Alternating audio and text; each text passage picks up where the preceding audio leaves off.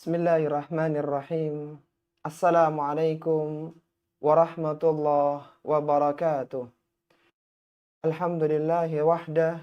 Assalatu wassalamu ala man la nabiyya ba'dah. Asyhadu an la ilaha illallah wahdahu la syarikalah. Wa asyhadu anna Muhammadan abduhu wa rasuluhu amma ba'du. Akhwati fillah, rahimani wa rahimakunallah. Alhamdulillah, kita bersyukur kepada Allah Subhanahu wa taala yang mana kita masih diberikan kesehatan, diberikan waktu luang, sehingga dengan dua kenikmatan itu kita bisa melakukan berbagai amalan-amalan kebaikan. Salah satunya adalah hadir di majelis-majelis keilmuan. Rasulullah Shallallahu Alaihi Wasallam pernah mengingatkan untuk kita semuanya tentang banyaknya orang-orang yang tertipu dengan nikmat kesehatan dan nikmat waktu luang, yang mana sebagian manusia mengisinya dengan perkara yang sia-sia, bahkan sebagian yang lainnya mengisinya dengan kemaksiatan kepada Allah Subhanahu wa taala. Rasulullah Shallallahu alaihi wasallam pernah bersabda, "Ni'matani maghbunun fihima katsirun minan nas, as-sihhatu wal farah." Dua kenikmatan yang banyak manusia tertipu karenanya, yaitu nikmat kesehatan dan nikmat waktu luang. Semoga hadirnya kita di majelis ilmu pada kesempatan kali ini ditulis oleh Allah Subhanahu wa taala sebagai salah satu bentuk kesyukuran kita kepada Allah atas nikmat kesehatan, nikmat waktu luang yang telah Allah berikan, dan semoga Allah menganugerahkan kepada kita ilmu yang bermanfaat yang bisa mengantarkan kita semua yang ke dalam surga yang penuh dengan berbagai kenikmatan di dalamnya. Akhwati fillah, rahimani wa rahimakunallah, masih melanjutkan pada pembahasan fikih tentang haji, dan kita telah sampai pada pembahasan tata cara haji sesuai sunnah Nabi Shallallahu Alaihi Wasallam. Silakan bagi yang punya buku bimbingan haji dan umrah dibuka halaman 82. Baik, kita sudah membahas pada pertemuan sebelumnya bahwa haji itu terbagi menjadi 3. Ada haji tamattu, ada haji qiran, dan ada haji ifrat. Yang 2 berkonsekuensi terkena dam, sedangkan yang 1 tidak terkena dam. Haji dimulai dari tanggal 8 Dzulhijjah, yaitu pada hari Tarwiyah. Ketika itu bagi orang-orang yang berhaji tamattu, yaitu melakukan umroh terlebih dahulu, kemudian baru haji, maka mereka mengucapkan ihram, itu niat untuk melakukan haji. Labbaika, niat untuk melakukan umrah terlebih dahulu. Labbaika umratan. Kalau bagi orang-orang yang melakukan haji qiran, maka digabung antara niat haji dan umrah, yaitu dengan mengatakan labbaika hajjan wa umratan. Sedangkan bagi yang melakukan haji ifrat yang tidak terkena dam, maka dia mengatakan labbaika hajjan. Aku penuhi panggilanmu untuk melakukan haji. Agar tidak terkena konsekuensi ketika terhenti prosesi haji, karena memang beberapa hari akan berlangsung prosesi haji, maka ditambahkan dengan syarat Allahumma mahilli haitsu habastani. Ya Allah, tempat tahallulku adalah dimanapun engkau menahanku.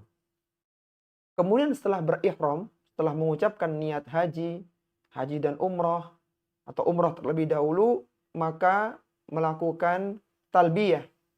Itu dengan mengatakan labbaik Allahumma labbaik, labbaik la syarika laka labbaik, innal hamda wan ni'mata laka wal mulk la syarika lak.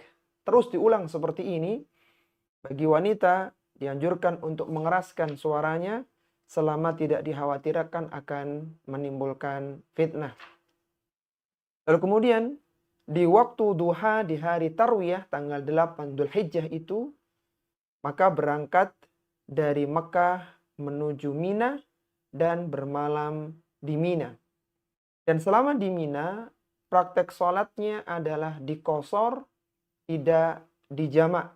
Yaitu sholat zuhur, sholat asar, dan sholat isya cukup dilakukan 2 rakaat, tetapi di dalam masing-masing waktunya. Kemudian pada keesokan harinya, pada tanggal 9 Dzulhijjah, pada hari Arafah, yang mana orang-orang yang berada di selain Mekah dan Madinah, yang orang-orang yang tidak sedang melakukan haji, maka mereka disunahkan untuk puasa Arafah. Adapun yang melakukan prosesi haji, maka pada tanggal 9 itu mereka bertolak dari Mina. Pada hari Arafah setelah matahari terbit, pada tanggal 9-nya pagi hari, maka bertolak dari Mina menuju ke Arafah. Jadi kan tanggal 8-nya ihram, kemudian bertalbiyah, lalu berangkat ke Mina, bermalam di Mina. Esok paginya, tanggal 9 Dzulhijjah, hari Arafah, berangkat dari Mina ke Arafah. Dari Mina menuju Arafah. Dengan tetap membaca talbiyah dan memperbanyak takbir ya. Karena itu adalah hari Arafah, yaitu takbir seperti takbir ketika Idul Adha. Setelah matahari tergelincir di siang hari Arafah, tanggal 9 Dzulhijjah, melaksanakan sholat zuhur dan asar jamak takdim. Jadi melaksanakan sholat zuhur, asar, jamak takdim di Arafah. Di waktu zuhur dengan sekali azan dan 2 kali iqomah. Jadi azan sekali bagi yang laki-laki, dan biasanya berjamaah. Kemudian tiap sholat itu ada iqomahnya. Ada iqomah sholat zuhur, kemudian iqomah sholat asar. Ini masih di waktu zuhur di Arafah. Kemudian imam memberikan khutbah ya, tanpa diselingi dengan duduk atau 1 kali khutbah. Dan khutbah ini hukumnya sunnah. Jadi memberikan khutbah untuk memberikan arahan, bimbingan, dan motivasi untuk orang-orang yang akan melakukan wukuf di Arafah. Kemudian yang berikutnya adalah melakukan wukuf di Arafah. Pada tanggal 9 Dzulhijjah mulai tergelincirnya matahari. Dan wukuf bisa dilakukan dimanapun selama masuk area Arafah. Jadi ada padang Arafah, maka di sana selama masih di padang Arafah bisa dilakukan wukuf dimanapun. Bahkan yang kemarin kita sampaikan, di sana ada hospital, ada rumah sakit. Bagi yang sakit itu tetap dirawat di rumah sakit itu dan masuk di area Arafah sehingga dianggap wukuf di Arafah. Dan wukuf di Arafah ini dilakukan dalam kondisi tidak berpuasa. Bagi yang wukuf tidak dianjurkan berpuasa. Dilakukan sejak tergelincir matahari setelah zuhur hingga terbenamnya matahari. Jadi mulai zuhur sampai waktu maghrib.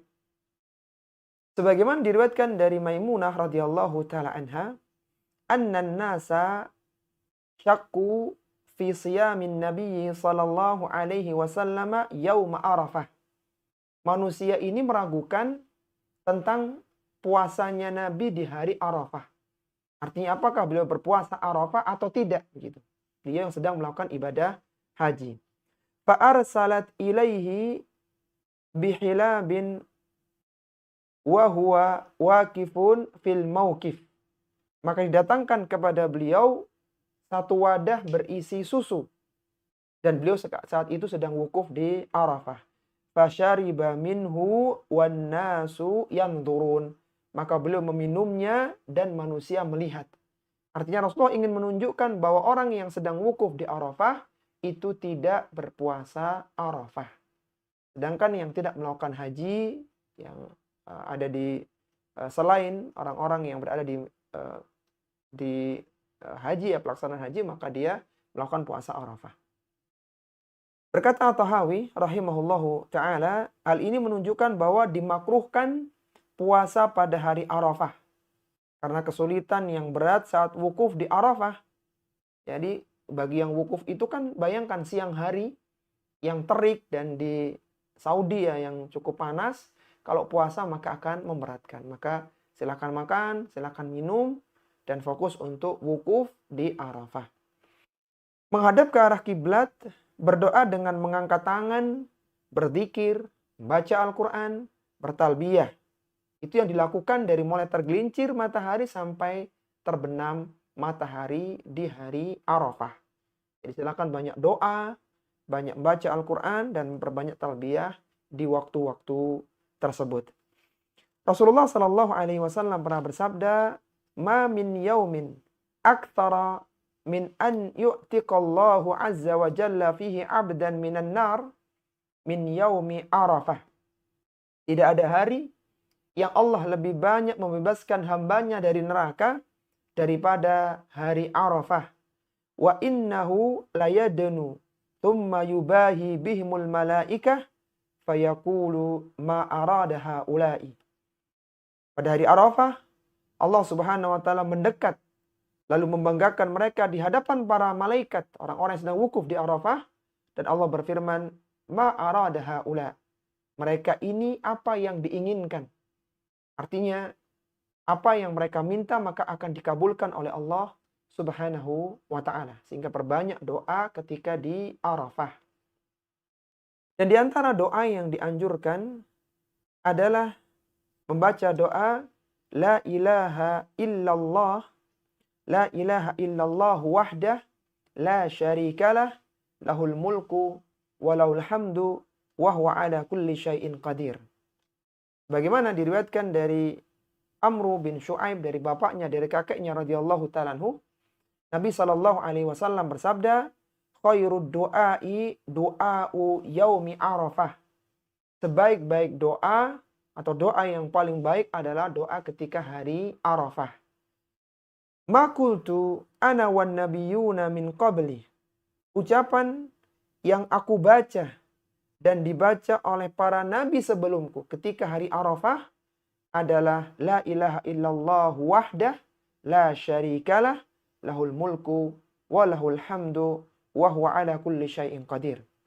Tidak ada sembahan yang berhak disembah selain hanya Allah Subhanahu wa ta'ala. Tidak ada sekutu baginya. Dan baginya kerajaan, baginya pujian. Dia maha kuasa atas segala sesuatu.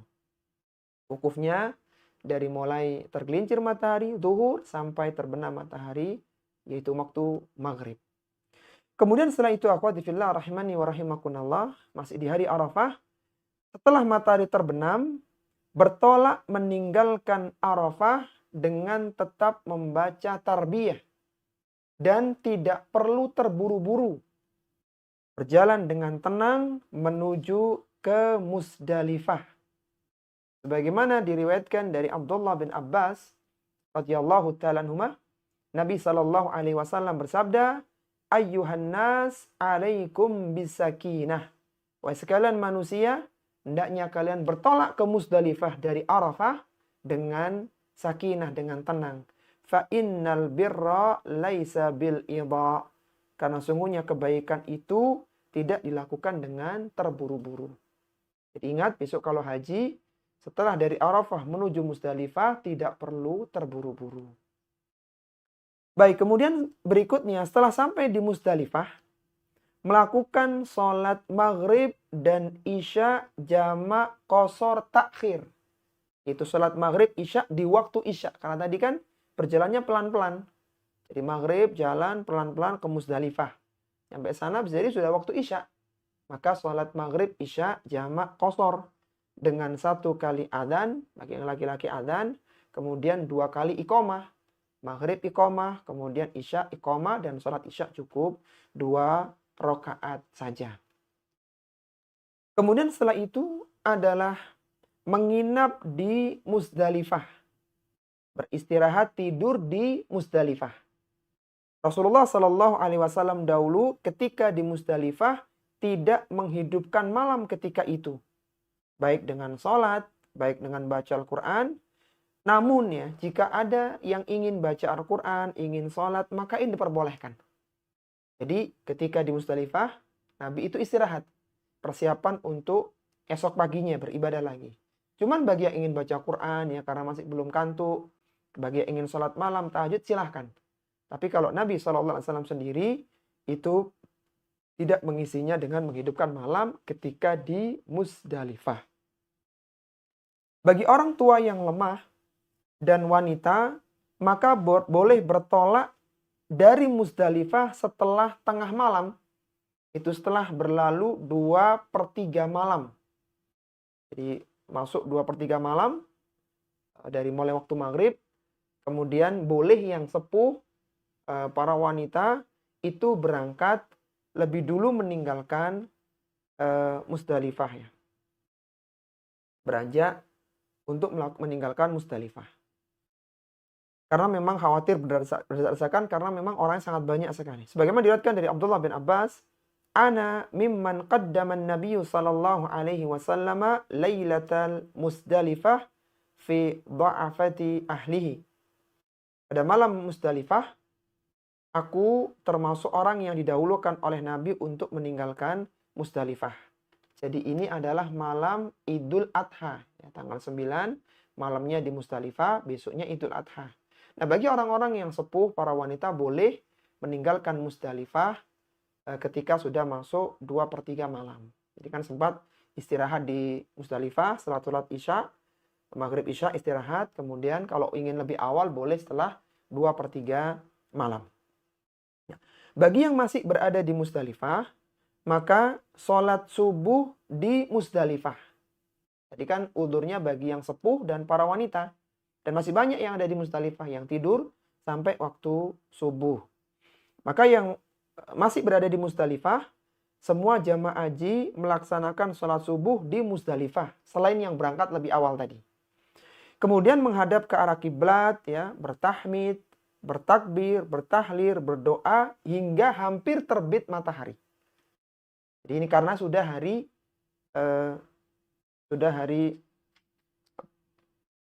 menjelang hari ke ini ya, jadi hari Idul Fitri, Idul Adha begitu.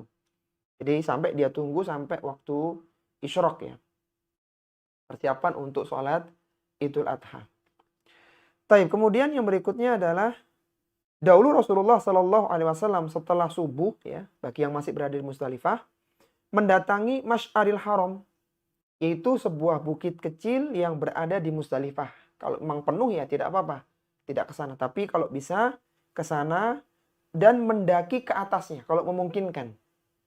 Lalu menghadap ke arah kiblat, bertahmid ya, bertakbir, bertahlil, berdoa sampai hingga terbit matahari. Bagi yang bisa naik ke bukit Masy'aril Haram utama. Tapi kalau enggak ya tidak mengapa berada di tempat situ ya, di Musdalifah di situ.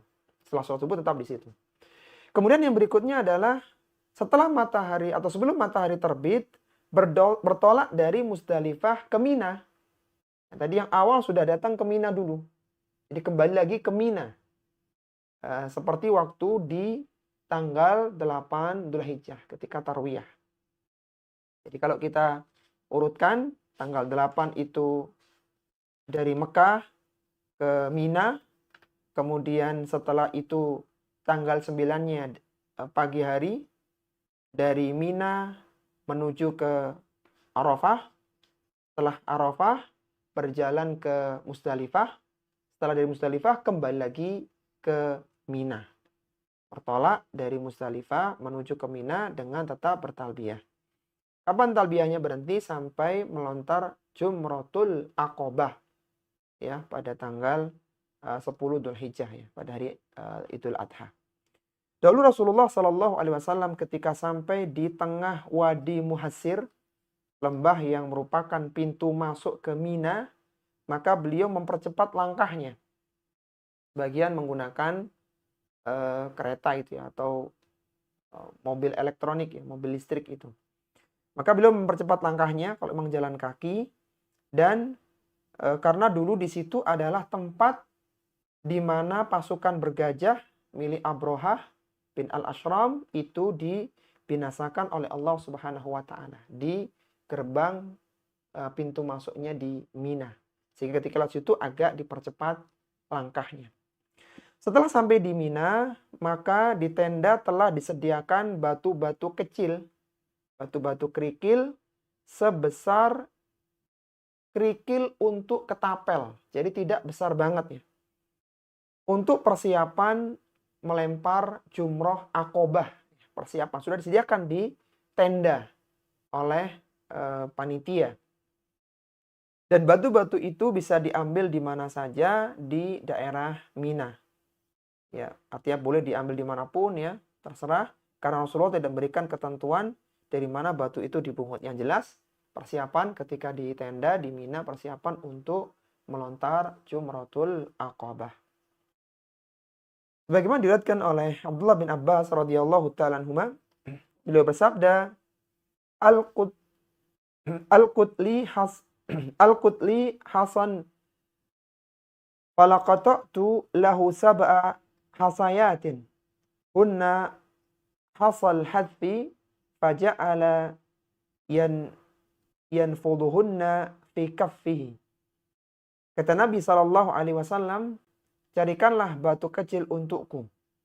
Maka kata Abdullah bin Abbas, aku mencarikan untuk Rasulullah SAW 7 kerikil ya, 7 kerikil yang biasa untuk ketapel.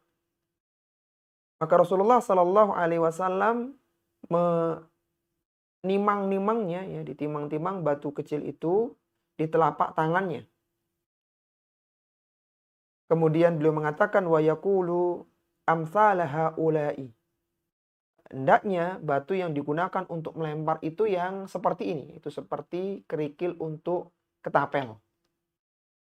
Farmu, kemudian beliau ini hendaknya kalian melemparkan dengan batu itu. Thumma qala, kemudian beliau mengatakan, ya ayuhan nas iyyakum wal ghulu fid din. Wahai sekalian manusia, hendaknya kalian tidak berlebihan dalam agama. Artinya jangan sampai berlebihan di dalam melontar jumrah. Fa inna ahlaka man kana qablahukum al-ghulu fid din. Karena yang membinasakan orang-orang sebelum kalian adalah ghulu, berlebih-lebihan di dalam beragama. Baik. Itu ketika di pagi hari di tanggal yang ke-10, yaitu persiapan untuk melakukan lontar jumrah aqabah. Baik, sekarang kita fokus di hari Idul Adhanya, tanggal 10 Dzulhijjahnya. Pada hari nahar ya dianjurkan untuk melontar jumrah aqabah. Apa itu jumrah aqabah? Jumrah aqabah adalah yang paling ujung, yang paling dekat dengan Makkah. Dan dengan menggunakan 7 batu kecil, kapan mulainya? Dimulai setelah terbitnya matahari hingga waktu sholat duhur. Tadi kan disebutkan ketika berada di Musdalifah sampai menjelang terbitnya matahari. Kemudian balik ke Mina, dan di Mina sudah disiapkan 7 batu untuk melempar jumrah aqabah. Nah, jumrah aqabah itu yang paling dekat dengan arah Makkah. Dilempar, yang disiapkan adalah 7 batu kecil. Diriwayatkan dari Abdullah bin Abbas radhiyallahu ta'ala anhuma, qaddamana Rasulullah sallallahu alaihi wasallam ughaylimata bani Abdul Muttalib ala humuratin lana min jam'in faja'ala yaltahu afkhadana wa yaqulu ubayniya la tarmul jamrah hatta tatlu asyamsu. Kata Abdullah bin Abbas radhiyallahu ta'ala anhuma, pada malam Musdalifah Rasulullah sallallahu alaihi wasallam mendahulukan kami Bani Abdul Muttalib dari rombongan untuk mengendarai keledai. Jadi berangkatnya lebih awal. Berangkat bertolak dari Musdalifah menuju ke Mina yang tadi dibahas. Ini rombongan awal. Wanita yang sudah sepuh, orang-orang yang sudah sepuh ya, para wanita, mereka berangkat lebih awal ke Mina. Nah, dipesan oleh Nabi, la tarmul jamrah, janganlah engkau melontar jumrah hatta tatlu asyamsu, kecuali setelah terbitnya matahari. Ini tanggal 10-nya ya. di hari Idul Adha. Jangan melontar jumroh Aqobah kecuali setelah matahari terbit. Begitu. Namun Asy-Syafi'i rahimallahu taala ya, mazhab Syafi'i memperbolehkan untuk melontar jumroh Aqobah sebelum terbit fajar. Ini pendapat Imam Asy-Syafi'i. Meskipun jumhur ulama memperbolehkan untuk melontar jumroh Aqobah itu ya setelah terbit matahari, ya setelah fajar, jumhur ya, setelah fajar hingga terbitnya matahari. Jadi Asy-Syafi'i memperbolehkan sebelum terbit fajar, sebelum terbit fajar ya, afwan, jadi sebelum subuh maksudnya. Kemudian kalau jumhur itu setelah diperbolehkan setelah fajar hingga terbit matahari. Jadi bagi yang terpaksa sebelum, ada pendapat ulama di balik itu, yaitu pendapat Imam Syafi'i. Kemudian bagi yang melakukan antara fajar hingga terbit matahari, maka itu adalah pendapat jumhur ulama ya. Sedangkan dalam hadis Abdullah bin Abbas tadi sudah mengatakan janganlah kalian melempar jumroh hingga terbitnya matahari. Ya, jadi silakan waktunya longgar, dipilih mana yang paling mudah bagi antunas semuanya. Yang berikutnya adalah pada setiap lontaran batu mengucapkan Allahu Akbar. Ketika melontar, mengucapkan Allahu Akbar. Dengan memposisikan Mekah di sebelah kiri dan Mina di sebelah kanan. Ketika melontar jumroh, berhenti bertalbiyah. Tadi kan dari mulai ihram itu terus bertalbiyah sampai lontaran jumroh Aqobah. Nah, ketika sudah melontar, talbiyahnya berhenti. Yang sebelah kiri itu arah Mekah, sedangkan yang sebelah kanan ini Mina. Bundaran kolam jumroh Aqobah adalah lingkaran yang di bawah lantai. Orang harus yakin bahwa kerikilnya itu masuk ke bundaran kolam tersebut. Jika telah masuk, lalu kerikilnya keluar, maka nggak apa-apa. Jadi dilantar, misalnya kemudian terpantul, keluar maka tetap sah. Ya. Tapi pastikan masuk di kolong atau di kolam yang sudah disediakan itu. Setelah melontar jumroh Aqobah, maka semua larangan ihram menjadi halal kecuali menggauli istri. Insya Allah kita akan bahas di kesempatan lain insya Allah tentang larangan ihram. Ketika orang berihram, haji atau umroh, maka ada larangan. Nah, ketika sudah selesai lontar jumroh Aqobah yang 7 itu, maka semua larangan itu halal kecuali menggauli istri. Meskipun seorang belum menyembelih hadyu dan belum mencukur rambut, ya belum bertahalul, ia telah diperbolehkan untuk mengenakan pakaian biasa.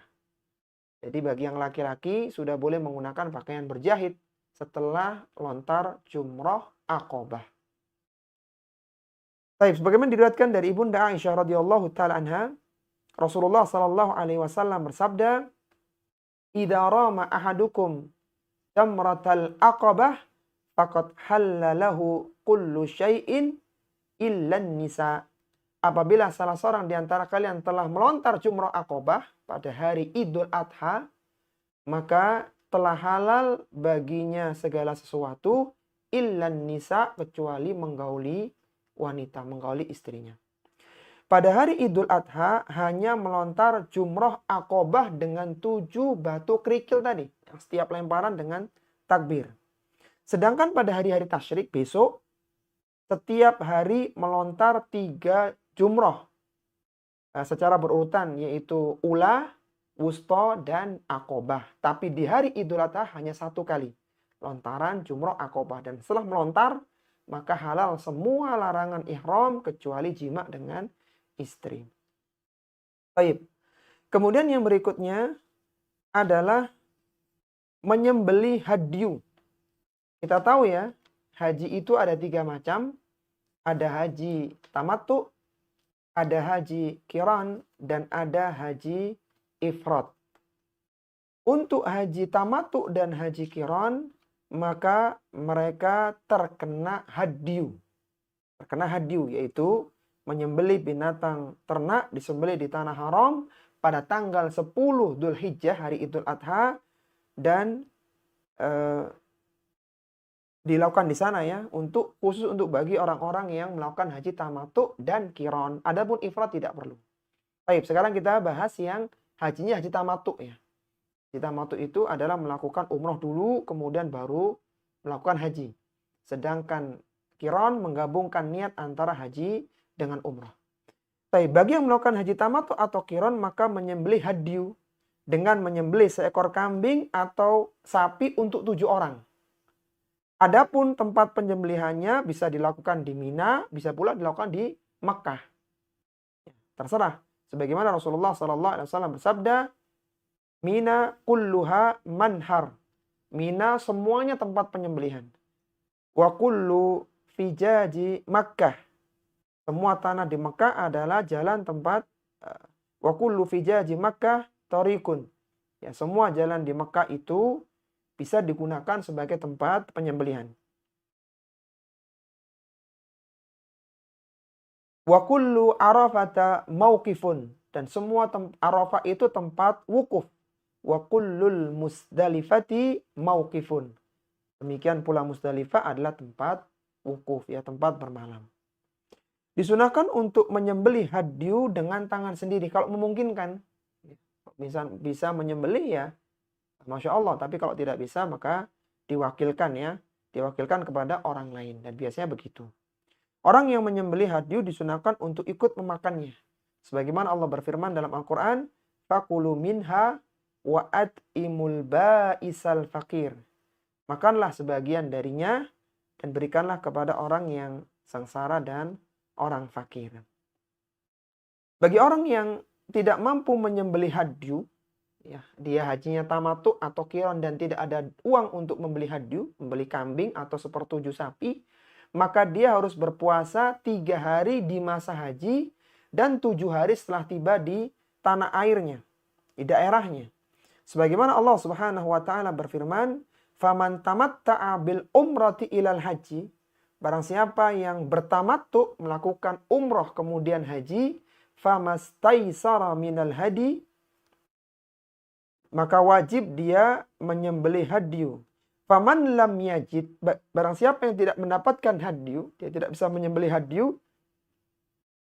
fasiyamu salasati ayyamin fil haji wa sab'atin idza raja'tum tilka asyaratun kamilah. Maka dia puasa 3 hari ketika di Mekah, ketika di Tanah Suci, kemudian 7 hari ketika sudah pulang ke negerinya. Tilka asyaratun kamilah, sehingga totalnya 10 hari. Baik. Kemudian bagi laki-laki ya diutamakan untuk ini setelah itu ya melakukan tahallul awal namanya. Bagi laki-laki diutamakan untuk mencukur rambutnya pelontos ya, botak, daripada hanya sekedar mendekkannya, tapi juga boleh. Jadi yang utama itu sampai benar-benar bersih, itu bagi laki-laki. Tapi kalau hanya memendekkan misalnya 3 cm maka juga boleh ya. Tapi yang utama adalah botak atau pelontos. Tidak sah hanya memendekkan atau menggundul sebagian kepala saja. Jadi nggak boleh sebagian dipotong, sebagian tidak. Tidak boleh. Jadi harus rata semuanya. Namun harus rata di semua bagian rambut kepala. Dan yang utama adalah memulai dari sisi sebelah kanan. Ya, bagi tukang cukur itu hendaknya dimulai dari sebelah kanan. Adapun bagi wanita, tahallulnya adalah dengan mengumpulkan seluruh rambut rambut kepala, diletakkan di depan, kemudian dipotong seukuran ruas jari.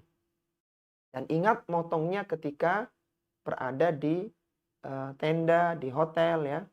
Jadi tidak di tempat terbuka. Ya, jadi dikumpulkan semua rambut, kemudian ujungnya itu paling ujung dipotong satu ruas jari. Satu ruas jari kemudian dipotong.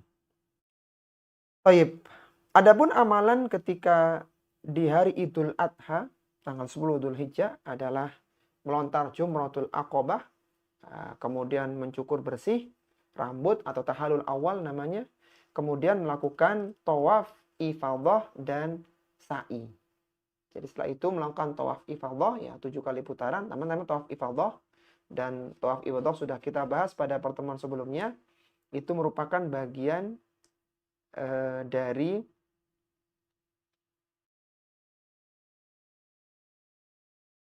Iya, tawaf ifadah itu bagian dari rukun haji yang tidak bisa ditinggalkan. Taib, itu adalah amalan ketika tanggal 10 ya, melontar jumroh, kemudian bertahalul awal, tawaf ifadah dan sa'i. Sa'i. Taib. Sekarang tawaf ifadah ya. Hari terbaik untuk melakukan tawaf ifadah adalah hari Idul Adha ya. Setelah tadi bertahalul, kemudian tawaf ifadah. Karena di situ dari hari itulah Rasulullah SAW melakukan tawaf ifadah. Tawaf ifadah dapat dilakukan sejak fajar hari Idul Adha hingga hari tasyrik yang terakhir. Cuman yang utama ya ketika Idul Adha itu. Jadi setelah bertahalul awal kemudian tawaf ifadah dan itu rukun haji. Ketika tawaf ifadah tidak mengenakan pakaian ihram dan ittiba. Karena tadi ya setelah lontar jumratul aqobah, maka seorang sudah halal boleh menggunakan pakaian berjahit. Sehingga ketika tawaf ifadah itu posisinya tidak sedang menggunakan pakaian ihram. Tidak sedang menggunakan pakaian ihram. Dan tidak ittiba ya, tidak terbuka pundak kanannya. Dan tidak melakukan rommel ya. Rommel itu mempercepat langkah di 3 putaran awal ketika tawaf. Setelah selesai tawaf ifadah disunahkan untuk sholat 2 rakaat di maqam Ibrahim seperti biasa. Setelah tawaf 7 kali putaran maka sholat di maqam Ibrahim, sholat di belakang maqam Ibrahim yang warnanya emas itu 2 rakaat. Rakaat pertama membaca surat Al-Kafirun, rakaat kedua membaca surat Al-Ikhlas. Ya, jika tidak mungkin kan maka di tempat manapun ya. Biasanya penuh, biasanya di situ kita nyari yang sekiranya masih tetap di belakang maqam Ibrahim. Baik, setelah selesai tawaf maka melakukan sa'i. Melakukan sa'i bagi yang hajinya haji tamattu setelah tawaf ifadah harus melakukan sa'i. Adapun bagi yang hajinya qiran dan ifrad yang sudah melakukan sa'i ketika pertama kali tiba ya. Jadi untuk yang qiran itu kan menggabung umroh dan haji. Dan dia sudah datang awal, dia sudah sa'i, ketika tiba maka tidak perlu sa'i lagi.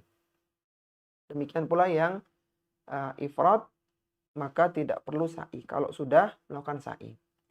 Bagi yang melakukan haji tamattu ya, yang umroh dulu kemudian haji, setelah lontar jumroh aqobah, kemudian tahalul awal yang tadi, cukur bagi laki-laki dan memotong 1 ruas jari bagi perempuan, tawaf ifadah, ini rukun haji, dan sa'i, maka dia telah melakukan namanya melakukan tahalul tsani. Sehingga selesailah umroh. Dan dengan demikian dia halal dari semua larangan ihram termasuk termasuk menggauli istrinya. Ya, tadi ketika tahalul awal sebelum tawaf ifadah masih belum boleh menggauli istri. Ya. Jadi ketika ketika di awal tadi maka halal semuanya kecuali wanita ya. Kemudian setelah menyembelih hadyu, lalu tahalul awal, kemudian tawaf ifadah, kemudian sa'i, maka sudah tahalul tsani namanya. Artinya dia sudah benar-benar berstatus selesai selesai dari proses ihramnya ya, bagi yang hajinya haji tamattu ya. Adapun yang melakukan haji qiran ya, haji qiran itu haji dan umrah sekaligus, maka dia masih berstatus sebagai orang yang ihram sampai hajinya benar-benar selesai. Ini yang tamattu, yang kena hadyu itu. Bagi yang melakukan haji tamattu, yang utama adalah melakukan secara berurutan yang utama. Lontar jumroh dulu ya, lontar jumroh aqobah pada hari Idul Adha, kemudian menyembelih hadyu yang tadi kita sampaikan, kemudian bertahalul, lalu tawaf ifadah dan sa'i. Namun jika mendahulukan atau mengakhirkan yang lainnya ya itu juga boleh ya. Karena mungkin lagi padat, didahulukan yang lain maka diperbolehkan. Baik, sepertinya kita perlu murojaah dulu ya akhwati fillah supaya tidak bingung ya. yang dilakukan ketika tanggal 8 hari Tarwiyah ada 3 hal. Apa saja akhwati fillah? Yang dilakukan ketika hari Tarwiyah tanggal Bermalam 8 di ya. Pertama adalah berihram untuk haji ya. ya, Kemudian setelah ihram hari Tarwiyah menuju Mina. bertalbiyah dulu ya. Setelah ihram bertalbiyah, memperbanyak talbiyah sampai nanti melontar jumroh Aqobah. Nah, Kemudian setelah itu berangkat ke Mina ya. Berangkat ke Mina. Baik. Berangkat ke Mina dan bermalam di Mina. Baik. Kemudian tanggal 9-nya ada beberapa hal. Yang pertama apa akhwati fillah? Bertolak dari Mina menuju ke Arafah. Ya, ke Arafah Iya. untuk persiapan wukuf ya, Wukuf. pagi harinya. Wukuf, kemudian yang kedua wukuf dari mulai matahari tergelincir duhur sampai terbenam matahari. Matahari terbenam. Iya, jadi ingat sholat duhurnya di jamak takdim, nanti sholat maghrib isya di jamak takhir gitu. Taib. Kemudian setelah wukuf di Arafah,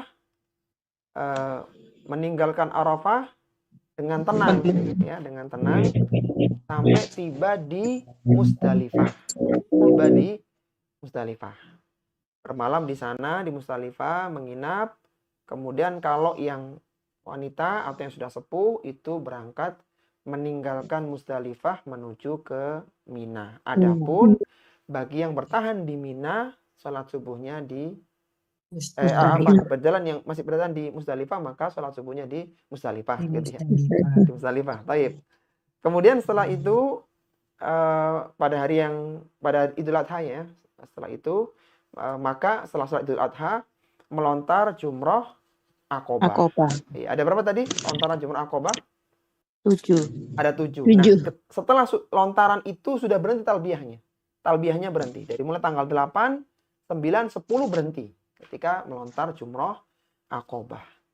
Nah, setelah itu bagi yang tamattu dan qiron maka menyembelih hadyu. Kemudian setelah menyembelih hadyu melakukan tahalul awal.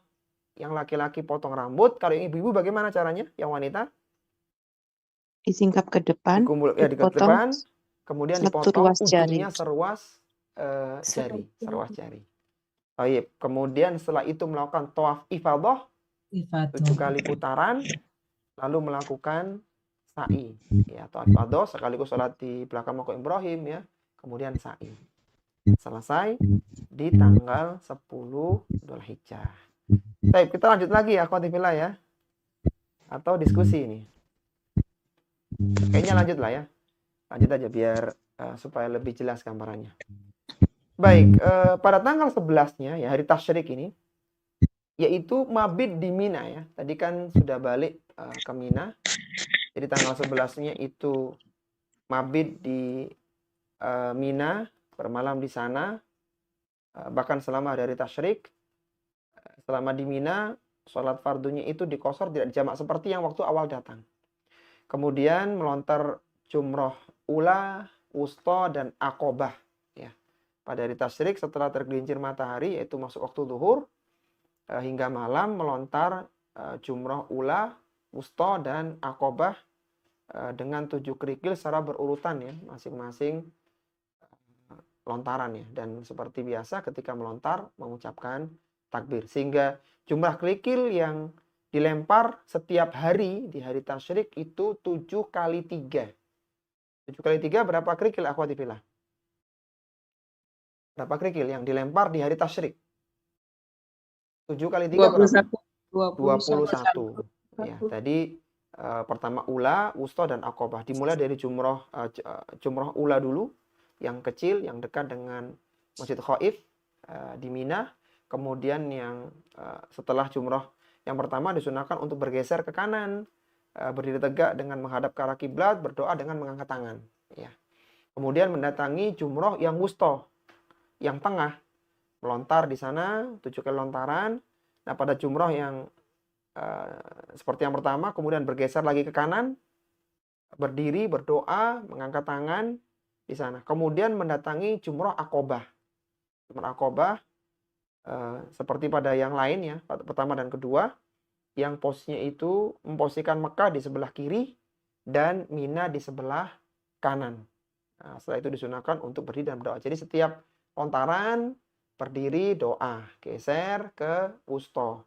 Doa setelah lontar, berdiri, geser, doa, kemudian pindah ke Aqobah. Kemudian tidak diperbolehkan mewakilkan dalam lontaran jumroh. Jumroh kecuali orang yang tidak mampu atau lemah ya. Sakit atau masih kecil atau lanjut usia ya. Kalau bisa dilontar sendiri. Nah, ketika melontarkan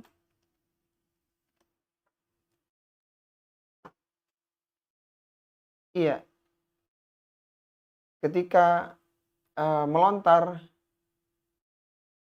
jumroh itu ya, hendaknya seorang ini melontarkan untuk dirinya terlebih dahulu, kemudian baru mewakilkan orang lain ya. Tadi kalau memang tidak bisa, anak-anak nggak bisa lontar, maka boleh diwakilkan.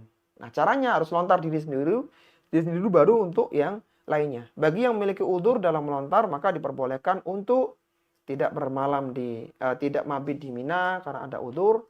Kemudian tidak melakukan lontaran boleh melakukan lontaran 2 hari sekaligus dalam 1 hari.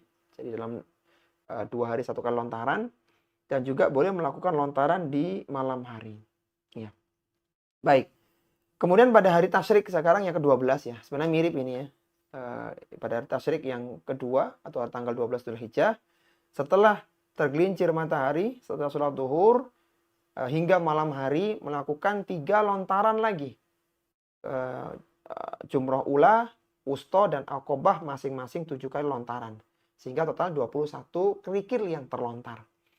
Jika telah melontar pada hari yang kedua, seorang tidak melanjutkan bermalam di Mina, ya, maka dia boleh, maka diperbolehkan. Dan ini disebut dengan nafar awal ya. Dia habis tasyrik pertama, tasyrik kedua, kemudian tidak bermalam ke Mina. Namanya nafar awal. Dia balik berangkat pertama.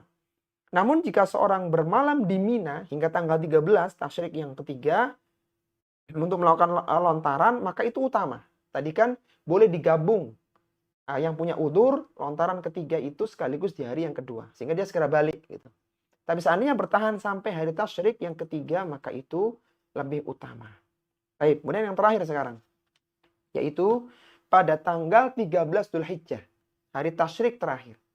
Pada hari tasyrik terakhir, setelah tergelincir matahari sama seperti hari sebelumnya, melontar 3 lontaran jumroh, masing-masing lontaran 7 kerikil. Dan setiap lontaran takbir. Sehingga 21 kerikil yang terlontar. Baik. Setelah melontar jumroh dan dia bertolak meninggalkan Mina setelah hari yang ke-13 atau hari tasyrik 13 maksud Ana, hari tasyrik ketiga, maka kalau dia balik, maka itu yang disebut dengan nafar tsani, berangkat yang kedua. Kalau nafar awal tadi yang baliknya di tanggal 12 Dzulhijjah, hari tasyrik kedua. Nafar tsani itu yang baliknya setelah lontar jumroh di tanggal 13 Dzulhijjah. Taib. Yang terakhir adalah melakukan tawaf wada. Dan tawaf wada itu secara hukum haji adalah masuk dalam wajib haji. Tawaf wada, bukan rukun dia, wajib haji. Wajib haji. Taib. Tawaf wada dilakukan sebelum meninggalkan Mekah dengan 7 kali putaran ya seperti biasa. Kemudian sholat di belakang makom Ibrahim. Bagi wanita yang mengalami haid, ya, bagaimana kalau wanita mengalami haid? Maka ia tidak melakukan tawaf wada sebelum suci. Ingat, tawaf wada bukan rukun, tapi wajib haji. Namun, jika sampai jadwal waktu kepulangan dia belum suci, maka ia boleh melakukan tawaf dalam keadaan haid karena darurat. Ini pendapat Syekhul Islam Ibnu Taimiyah rahimahullahu ta'ala dalam Majmu' Fatawanya. Jika wanita tersebut belum melakukan tawaf ifadah, ya, yang rukun, ini bukan tawaf wada, tawaf ifadah, yang merupakan rukun haji, dan dia sedang haid, maka dia mandi besar, menjaga darah haidnya tidak menetes, dan dia melakukan tawaf ifadah sekaligus tawaf wada. Digabung.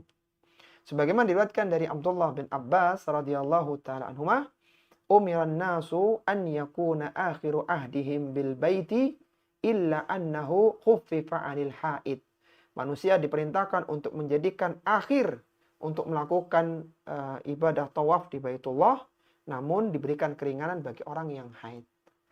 Sehingga berakhirlah prosesi haji di tanggal 13 Dzulhijjah.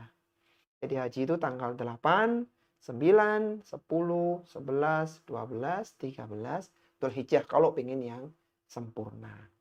Tapi ini akhwati fillah rahimani wa rahimakumullah tentang tata cara haji.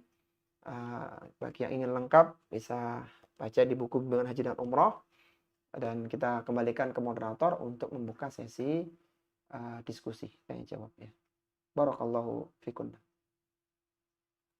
Alhamdulillah, semoga dengan materi yang sudah disampaikan, insya Allah kita bisa melaksanakan ibadah haji dengan sempurna dan diterima oleh Allah yang Ta'alanya. Semoga bisa segerakan untuk ibadah haji. Amin. Silakan bagi yang ingin bertanya. Bu Titi dari Situbondo, dipersilakan. Assalamualaikum warahmatullahi wabarakatuh, Ustadz. Waalaikumsalam warahmatullahi wabarakatuh. Silahkan, Bu. Izin bertanya, ada 2 pertanyaan, Ustadz. Nah, tafadhali dari Situbondo. Yang pertama, mengenai haji dan umroh, Ustadz. Ada teman saya itu punya dana terbatas. Nabung sekian lama, kemudian cukuplah dana itu untuk umroh. Nah, ada perbedaan antara suami dengan istri. Yang suaminya ngajak umroh karena uangnya mencukupi untuk umroh. Sementara si istri ngajaknya haji, suruh sabar dulu, menabung dulu, karena harusnya yang dipenuhi itu yang wajibnya dulu, baru yang sunnahnya, karena umrohnya dianggap sunnah. Dalam kondisi seperti itu, Ustadz, manakah yang harus didahulukan? Kalau mau haji, itu kan harus menunggu agak lama, gitu. Takutnya umurnya tidak sampai, begitu Ustadz.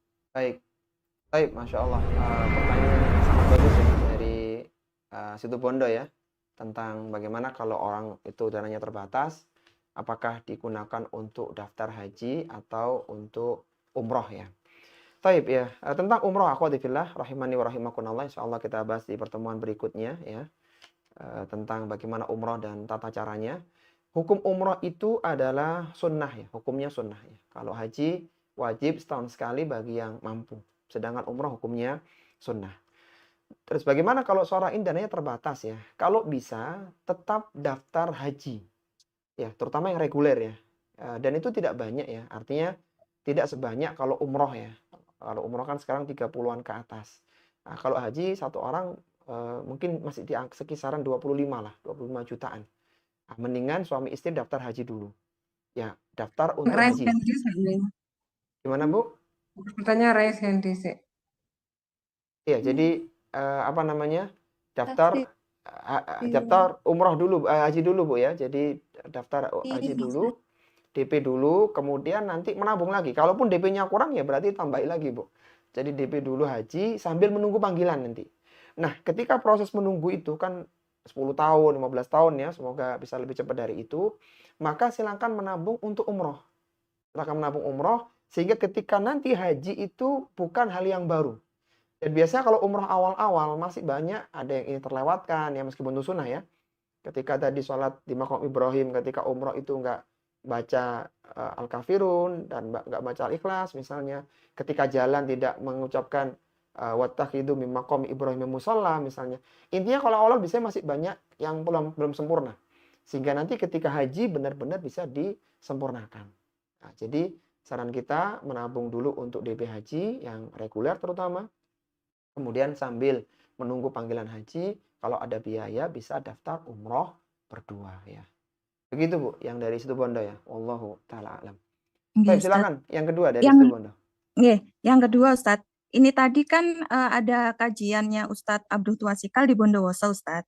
Iya. Nah, itu tadi yang dibahas itu mengenai hibah, wasiat dan waris. Nah, cuma tadi itu kan ada bahasan yang saya kurang paham dan tidak sempat untuk bertanya. izin Baik, bertanya di sini Ustadz.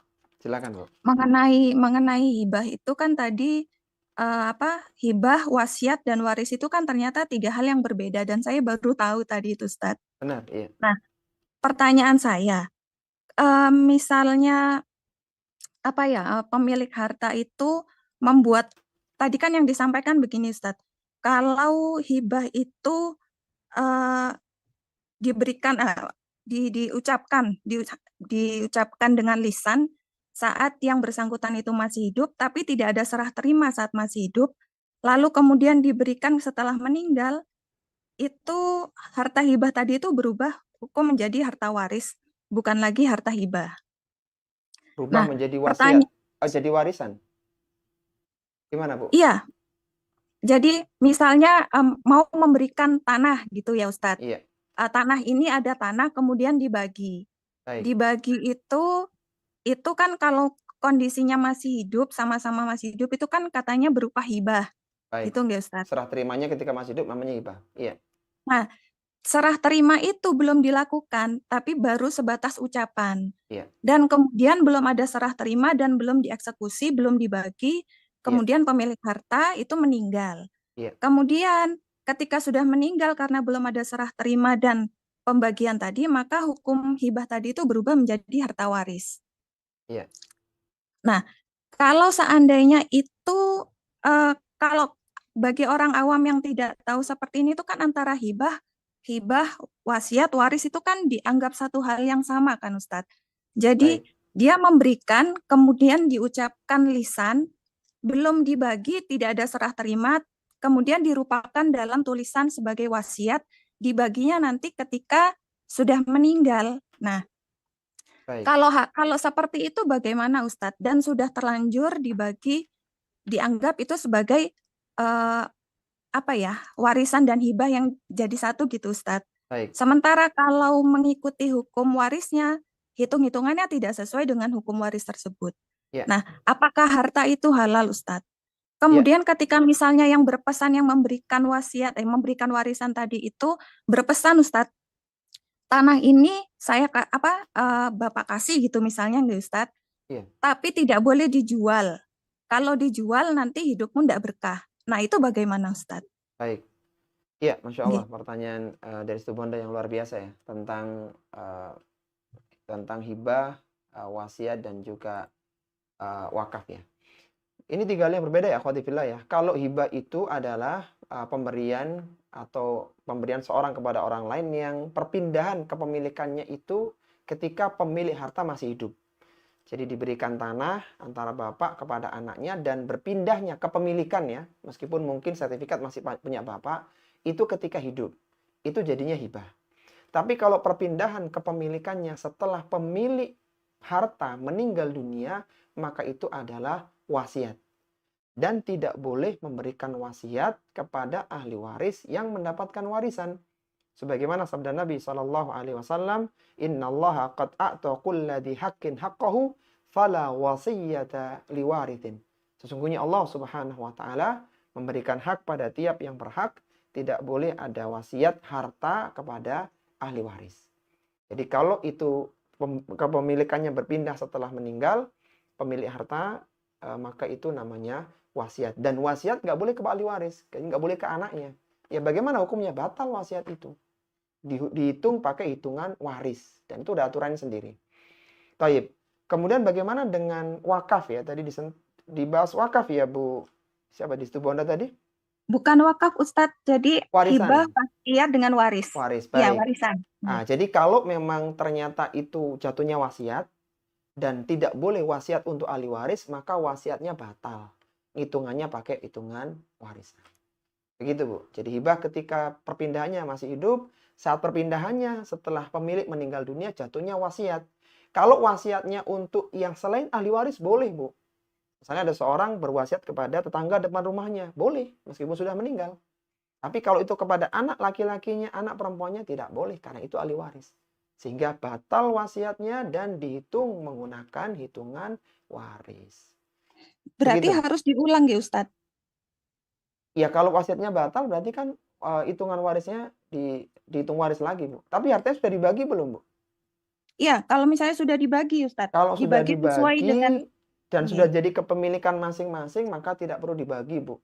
Ya, jadi setelah sudah salah ya dari awal, intinya sudah tanah milik fulan, intinya sudah terbagi, maka berhenti setelah pembagian. Artinya itu sudah yang nanggung yang dulu ya. Adapun setelah jadi kepemilikan maka selesai. Jadi dalam warisan itu, Bu, kalau sudah harta terbagi, maka tidak perlu dihitung ulang. Meskipun hitungannya salah. Misalnya contoh nih, karena awam tentang warisan, tanah itu dibagi rata laki perempuan dan sudah jadi kepemilikan. Dan ternyata anak-anaknya tahu, oh ternyata dulu pembagian bapak atau kakek salah. Selesai. Karena sudah dibagi. Tapi kalau belum dibagi, baru dihitung lagi. Begitu. Karena tidak mungkin mengembalikan yang sudah tercerai. Yang sudah terpisah di masing-masing pemilikan. Begitu yang dari Situbondo ya. Bagaimana dengan pesannya itu, Ustadz? Ketika memberikan dikasih pesan, tanah ini jangan dijual. Kalau dijual nanti hidupmu nggak berkah. Nah itu bagaimana, Ustadz? Iya, sebenarnya ketika sudah berpindah kepemilikan, itu sudah haknya pemilik, Bu. Anak misalnya. Tapi ketika anak menjalankan wasiat itu, afdol. Tapi ketika tidak masalah. Karena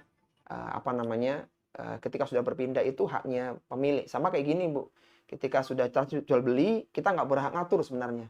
Nanti kalau beli barang ini, tolong jangan digunakan untuk ini itu. Harusnya nggak boleh. Karena sudah jadi pemilikan orang lain. Ya terserah dia. Jadi sifatnya itu hanya nasihat agar tidak dijual. Begitu. Wallahu a'lam. Baik, Ustadz. Jazakallah khair, Ustadz. Wa jazakumullah khairan. Mungkin tambah lagi ya pertanyaannya karena sepertinya cukup banyak tadi. Silakan ditunjuk. Silakan Ibu Sita. Ibu Sita dari mana? Iya, di Bandung. Tema Di malam ini Bandung. ya Ibu Sita tentang tata cara Iya. haji ya. Iya, betul. Silakan Ibu Sita. Ya, assalamualaikum warahmatullahi wabarakatuh, Ustadz. Waalaikumsalam warahmatullahi wabarakatuh. Jazakumullah khairan ya Ustadz atas ilmu-ilmunya nih semuanya Masya Allah. Insya Allah semoga bermanfaat. Amin. Ustadz, Ana mau tanya nih. Boleh nggak sih Ustadz kalau misalnya Ana menanyakan apa ya istilahnya ya makna dari apa yang kita lakukan selama haji kayak misalnya gini. Apa sih lontar jumroh itu kenapa terus apa maknanya atau hikmahnya harus masuk ke kolam. Nah itu kolam itu maksudnya apa kayak gitu-gitu boleh nggak sih Ustadz nanya? Baik, iya, Masya Allah. Pertanyaan sangat Terus bagus itu tadi. nah itu satu Ustadz kayak misalnya kan itu lempar jumroh itu kenapa harus 7 kerikil terus makna dari lobang apa kolam itu apa gitu ya kenapa harus masuk ke situ terus kalau enggak apa hukumannya atau apa gitu sebabnya gitu kan. Iya, siap. Terus Ya, sama ini Ustadz satu lagi mengenai masalah apa tadi tuh kayak lempar jumroh kan setelah tergelincirnya matahari gitu Ustadz berarti itu setelah sholat zuhur dan asar tadi ya Ustadz ya? Iya, baik, Masya Allah. Pertanyaan dari Bandung ya, Bu ya? Bu Sita. Naam. Baik, Iya. Masya Allah. Iya, Syukran, Ustaz. tentang tadi ya, apa hikmahnya dari amalan haji. Yang pertama, akhwatifillah, rahimani wa rahimakunallah, ketika ada syariat ya, ibadah, maka hukum asalnya ibadah itu adalah tauqifi ya. Artinya ya kita terima apa adanya gitu. Misalnya sholat duhur kenapa kok 4 rakaat ya, sholat subuh kenapa 2 rakaat, maka kita katakan tauqifi. Karena memang itulah syariatnya, aturannya, kita terima apa adanya. Meskipun memang sebagian ulama menyebutkan ya, di antara hikmahnya, tapi itu tidak mempengaruhi sama sekali sebenarnya. Artinya kalau orang tidak tahu hikmah pun tidak masalah. Yang penting dia lakukan dengan sebaik-baiknya, sesuai dengan contoh Nabi SAW, dia ikhlas ibadah kepada Allah dalam melakukan itu, maka itu sudah cukup ya. Sebagian ulama menyebutkan di antara hikmah atau kenapa lontar jumroh adalah bentuk permusuhan antara manusia anak Adam dengan setan, dengan iblis ya. Tapi ala kuliah seandainya tidak jadi masalah, Bu. Yang jelas maksudnya itu kalau itu pun hikmahnya nggak pas ya tidak jadi masalah. Yang jelas hukum asal ibadah adalah tauqifi. Karena itulah yang dicontohkan oleh Nabi, kita ikuti. Begitu. Baik, kemudian yang kedua tentang lontar jumroh tadi, Bu ya. Bu Sita ya. Iya. Iya, tentang Iya Ustadz. Lempar jumroh itu kan tadi ada setelah matahari tergelincir itu setelah matahari tergelincir itu artinya kita setelah sholat zuhur ya Ustadz ya? Oh iya Bu, iya. Jadi Hmm. praktek lontar jumroh itu dilakukan adalah setelah sholat duhur ya, setelah matahari tergelincir, eh, apa namanya, dimulai dari setelah terbit matahari hingga waktu sholat duhur Bu. Jadi ini yang jumroh yang mana Bu? Kalau yang jumroh akobah pagi hari prakteknya, yang jumroh akobah yang Oh, tanggal 10. Jumroh akobah di pagi hari Bu. oh ya, sejak Iya. terbitnya matahari ya. Iya, kalau yang akobah, adapun yang hari tasyrik tanggal 11, Iya. 12, bahkan 13, nah itu setelah tergelincir matahari, setelah duhur. Jadi beda, Oh iya. lontar jumroh akobah dengan jumroh Mm-mm. di hari tasyrik. Iya, Oh ya, seperti itu. yang jumroh akobah itu sejak terbitnya matahari sampai kapan Ustadz? Sampai zuhur ya? Ya, tadi ada 3 pendapat kan Bu ya. Kalau yang Mm-mm. utama, yang sesuai dengan hadis ya, itu setelah terbit matahari. Sampai Mm-mm. sampai duhur ya, sampai zawal. Mm-mm. Ada yang Mm-mm. mengatakan itu boleh sebelum fajar, jadi masih malam. Dan boleh juga Hmm. pendapat jumhur itu antara fajar sampai terbit matahari. Iya, karena memang kan crowded Bu ya. Jadi bayangkan Mm-mm. itu sesuatu yang harus dilakukan, kemudian orang pada berdesak-desakan, nah, maka ulama berijtihad, ada yang fajar boleh ya, sebelum fajar maksudnya masih malam, kemudian terus jumhur ulama itu fajar sampai terbit matahari, fajar shadiq sampai terbit matahari. Adapun yang disebutkan dalam hadis itu setelah terbit matahari, dan itu dalam konteks yang hadis Abdullah bin Abbas, orang-orang yang Mm-mm. usianya sepuh ya, yang ini. Jadi intinya jangan memaksakan diri lah. Kalau memang dari pembimbing mengarahkan, nanti aja kita setelah subuh aja, supaya agak longgar ya, ikuti saja. Jadi tidak harus Oh memaksakan di waktu yang afdol, karena memang crowded iya, ya, iya. crowded, dan semuanya itu melakukan hal yang sama di waktu itu. Jadi Begitu Bu artinya Sita. di sini ada keleluasaan untuk memilih waktunya ya Ustadz ya. Iya, iya, berdasarkan tadi. Oh. Maka kita bacakan ini pendapat Iya. Syafi'iyah yang mengatakan boleh sebelum fajar, pendapat Mm-mm. jumhur yang Mm-mm. menyatakan ketika terbit fajar sampai matahari, dan Mm-mm. sebelumnya. Baik. Dan Begitu Bu Sita. tujuh batu kerikil itu harus kita pegang tujuh-tujuhnya atau kita ambil satu lempar gitu Ustadz? Iya, dipegang kemudian dilempar satu-satu Bu. Oke. Iya, kan cuman kecil Oh, batunya. Batunya itu kecil, satu uh-uh. genggaman cukup. Nah, ketika lempar Hmm. takbir gitu. Jadi Hmm. ngelemparnya bukan sekaligus ya. Jadi Iya. satu-satu. Satu-satu. Iya. Iya. Iya, Dan iya. Dan biasanya nggak cuma 7 lemparnya ya nggak Ustadz? kenceng banget. Karena kan deket ya. Iya, Apalagi kolomnya kan iya, besar iya. ya. Baik. Iya, iya. Baik, Taib, begitu syukran Bu Ustadz, Sita. jazakumullah khairan. Wa jazakumullah khairan. Mungkin Barakallahu fikum. Wafikunna barakallah. Terakhir mungkin Ummu Firly ya. Baik, Ustaz. Bismillah. Assalamualaikum warahmatullahi. Afwan Ustaz, sebenarnya sudah Waalaikumsalam selesai nggak? warahmatullahi wabarakatuh. Ustaz, kalau untuk minggu depan apa nggak jadi saja ya Ustaz? Kasihan Ustaz sudah maunya istirahat. Mungkin ringkas Ummu Firly. Ringkas Oh, saja. seperti itu. Nggih, Nggih, Ustaz. monggo. Yang Karena apa jenengan namanya? mau berangkat ini kayaknya. Masya Allah, barakallahu fiik Ustaz. Ya, semoga lancar lah prosesi Nggih. hajinya. Tentang haji tamattu Ustaz. Nggih. Kapan ketika seorang itu meniatkan haji tamattu Ustaz? Mungkin kita orang Indonesia apakah mesti haji tamattu seperti itu? Karena seperti apa ini ya Pak Ustaz? Kalau kita datangnya dulu itu landingnya di mana Madinah, Iya. kalau sudah mau menuju ke Mekah itu berarti kan kita sudah dari Mikot meniatkan ihram seperti itu. Nah, keadaan seperti ini bagaimana Ustaz? Yang tadi padahal Ustaz ngendiko kalau apa namanya tamattu itu adalah umroh dulu di awal Dzulhijjah atau Syawal seperti itu. Mohon pencerahannya Ustaz, barakallahu fiik. Wafikunna barakallah, Masya Allah. Pertanyaan sangat bagus dari Madiun ya, Ummu Firly ya, tentang apa namanya, kapan kita harus melakukan haji tamattu. Sebenarnya kalau dalam prakteknya ya, itu sebenarnya bukan pilihan Bu, tapi itu sudah diatur begitu ya, tergantung ikut kloter yang mana ya. Biasanya kalau awal-awal tamattu ya, jadi ke Madinah dulu, kemudian nanti dengan santai naik kereta Haramain Express. Ketika di kereta itu atau mau berangkat keretanya, ihram untuk umroh. Nah, setelah umroh tahallul selesai, nunggu di Mekah, kemudian nanti ketika tanggal 8 ihram untuk haji ifrad misalnya. Itu bagi yang awal-awal. Bagi yang datangnya pas tanggal 8 Tari Tarwiyah, ya berarti kalau mau niat double, yaitu niat haji dan umroh sekaligus begitu. Atau bagi yang umrohnya nanti ya setelah dia setelah haji masih ada waktu di situ kan bisa umroh itu.